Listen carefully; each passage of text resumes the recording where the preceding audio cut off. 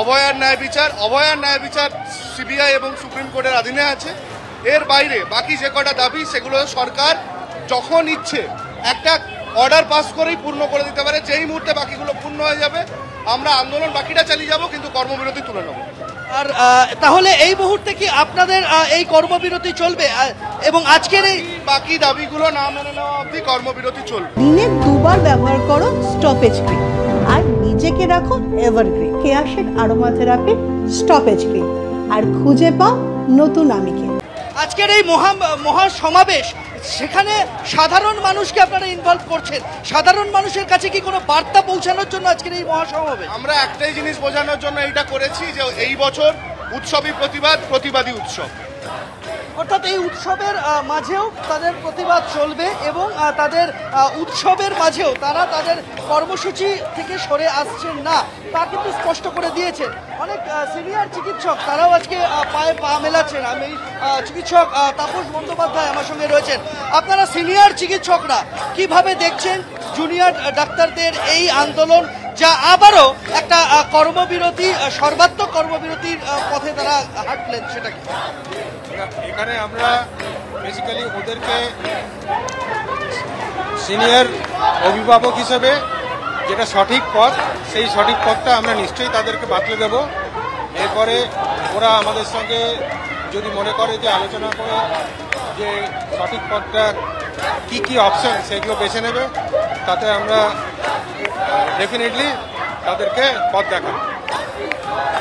গতকাল আমরা দেখেছিলাম যে সিনিয়র চিকিৎসকদের একটা মিছিল কলকাতায় হয়েছিল। গতকাল জনজোয়ার দেখেছিলাম গতকালের সিনিয়র চিকিৎসকদের সেই মিছিলে।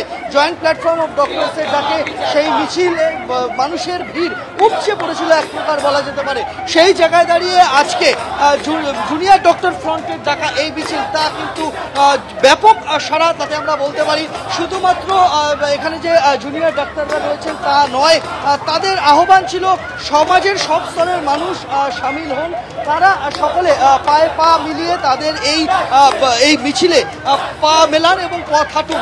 ফলে সেই জায়গায় দাঁড়িয়ে তারা আজকের এই মিছিল, যা এই মুহূর্তে কলেজ স্কোয়ার থেকে বেরিয়ে পায়ে কলকাতা মেডিকেল কলেজ হাসপাতালে সেন্ট্রাল অ্যাভিনিউতে এসে পড়েছে, সেই মিছিল কিন্তু এই মুহূর্তে তুমি দেখতে পাবে। আমার ক্যামেরা প্রতিনিধিকে বলবো পুরো ছবিটা দেখানোর জন্য। সেই মিছিল কিন্তু ইতিমধ্যেই একেবারে সেন্ট্রাল অ্যাভিনিউয়ে ঠিক করছে ভিড়। সকলে যে জুনিয়র চিকিৎসক তা নয়, তার মধ্যে সিনিয়র চিকিৎসক রয়েছেন, তার মধ্যে অন্যান্য পেশার মানুষজন রয়েছেন। প্রত্যেকেই আজকে জুনিয়র চিকিৎসকদের ডাকে এই মহা মিছিলে পা মেলাতে সামিল হয়েছে। জয়েন্ট প্ল্যাটফর্ম অফ ডক্টরসের তরফে একেবারে প্রতিবাদের ডাক দেওয়া হয়, যে প্রতিবাদে পা মিলিয়েছিলেন সমাজের সব স্তরের মানুষ। কলেজ স্কোয়ার থেকে রবীন্দ্র সদন পর্যন্ত সেই মিছিল ছিল এবং আজকে মহালয়ায় জুনিয়র ডক্টরস ফ্রন্টের ডাকে এই যে মহামিছিল, সেটা দেখতে পাচ্ছেন কলেজ স্কোয়ার থেকে ধর্মতলা পর্যন্ত যাবে এবং তারপর সেখানে মহাসমাবেশের ডাক দেওয়া হয়েছে।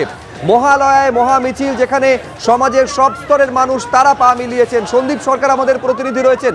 আমি বলছি সন্দীপ, একদিকে যেমন এই যে বিচারের দাবি রয়েছে, সুরক্ষার দাবি রয়েছে, পাশাপাশি এটাও সমান্তরালভাবে দেখা যাচ্ছে যে হুমকি শাসানি সেটাও চলছে। আরজি করে মহিলা পিজিটিকে গতকাল রাতে হুমকি দেওয়া হয়েছে বলে অভিযোগ।